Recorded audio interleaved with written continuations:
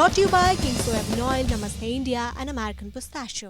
देश में फिलहाल 1009 एक्टिव कोविड मामलों की पुष्टि हो चुकी है। एक हफ्ते पहले यानी 19 मई के दिन ये संख्या 257 थी।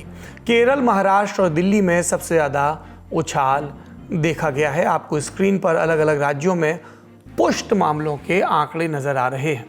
इसके अलावा कर्नाटक, आंध्र प्रदेश, पुदुचेरी, हरियाणा, मध्य प्रदेश और गोवा में भी पुष्टि हुई है इन मामलों की। इकोनॉमिक टाइम्स की रिपोर्ट के मुताबिक 19 मई से अब तक कोविड के चलते 7 मौतों की भी पुष्टि हुई है, पर ये मृतक दूसरी गंभीर बीमारियों से भी जूझ रहे थे, मसलन कैंसर, दिल और सांस से जुड़ी बीमारियां।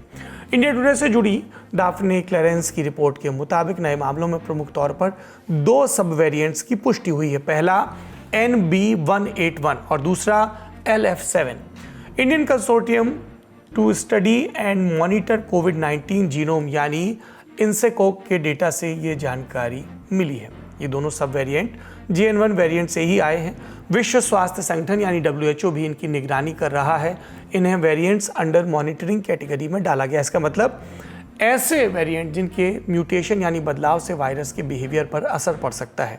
अच्छी खबर यह है कि अभी तक इन्हें वेरिएंट्स ऑफ कंसर्न कैटेगरी में नहीं डाला गया है, यानी चिंताजनक बदलाव। रिपोर्ट के मुताबिक शुरुआती स्टडीज़ में कुछ ज़रूरी जानकारियां सामने आई। मसलन ये सब वेरिएंट तेज़ी से फैल सकते हैं, पहले के मुकाबले इम्यून सिस्टम को तेज़ी से चकमा दे सकते हैं। NB181 में 3 तरह के स्पाइक प्रोटीन म्यूटेशन हैं जो आपको नज़र आ रहे हैं। इन म्यूटेशंस ने फैलने की क्षमता बढ़ा दी है। इन जानकारियों के बीच राहत की खबर, वेरिएंट्स गंभीर लक्षण पैदा नहीं कर रहे। न्यूज़ एजेंसी PTI में 25 मई को छपी रिपोर्ट में केंद्रीय स्वास्थ्य मंत्रालय के सूत्रों के हवाले से कुछ जानकारियां दी गई। बताया गया कि संक्रमित मरीजों को अस्पताल में भर्ती कराने की ज़रूरत नहीं पड़ रही। ज़्यादातर मरीज घर पर ठीक हुए हैं। हालांकि लोगों से सावधानी बरतने की अपील की गई है। सावधानियां क्या है, समझते हैं हेल्थ एक्सपर्ट से। कोविड एक ऐसा वायरस है जो हमारे सांस के रास्ते अंदर आता है, यानी वो नाक या मुंह के रास्ते अंदर आता है और मेनली हमारे सांस के रास्ते और फेफड़ों पे असर करता है और वहीं से एंट्री करता है। तो कोविड किसी भी मामूली वायरस की तरह सांस की दिक्कत जो है बढ़ा सकता है, सांस की बीमारियों को वर्सन कर सकता है।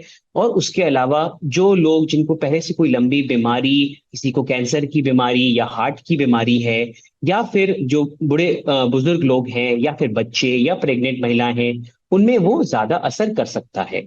तो ऐसे लोग अपने बचाव के लिए हमेशा मास्क पहने अगर वो भीड़ के एरिया में निकले, या अगर व्यक्ति खुद बुखार से या फिर सांस की दिक्कत से पीड़ित है, उनको खांसी हो रही है, नजला हो रहा है या अन्य वायरल सिम्टम्स हो रहे हैं, तो वो दूसरों के बचाव के लिए भी मास्क पहने।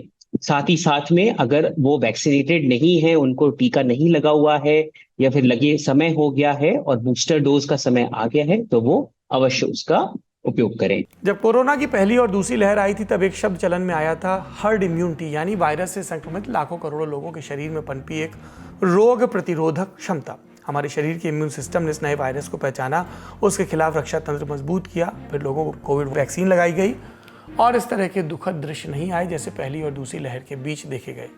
लेकिन इस बीच गंभीर बीमारी से जूझ रहे लोगों के प्रति चिंताएं बनी रही। इन नए सब वेरिएंट्स के बीच भी ये चिंताएं बनी हैं।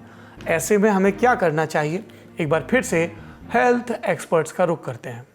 हर्ड इम्यूनिटी का मतलब ये होता है कि अगर पॉपुलेशन में ज्यादातर लोग, एक पर्टिकुलर परसेंटेज के ऊपर लोग जो है इस वायरस से प्रोटेक्टेड है, उनके शरीर में एंटीबॉडीज हैं, तो वायरस का सर्कुलेशन धीरे धीरे अपने आप ही कम हो जाता है। मैक्सिमम लोग जब ऑलरेडी प्रोटेक्टेड होते हैं तो उनको हल्के फुल्के सिम्टम्स होते हैं, वो ज्यादा कंटेजियस नहीं होते हैं, उनमें गंभीर बीमारी नहीं होती है और वायरस ज्यादा नहीं फैलता है।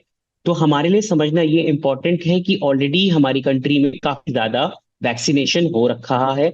वैक्सीनेशन से लोग सिवियर इलनेस, गंभीर बीमारी और डेथ से बचते हैं। हल्का फुल्का इन्फेक्शन फिर भी संभव हो सकता है और अगर मैक्सिमम लोगों में वैक्सीनेशन हो रखा है तो हर्ड इम्यूनिटी रहती है पॉपुलेशन में और ये वायरस का ट्रांसमिशन अपने आप ही धीरे धीरे कम हो जाता है।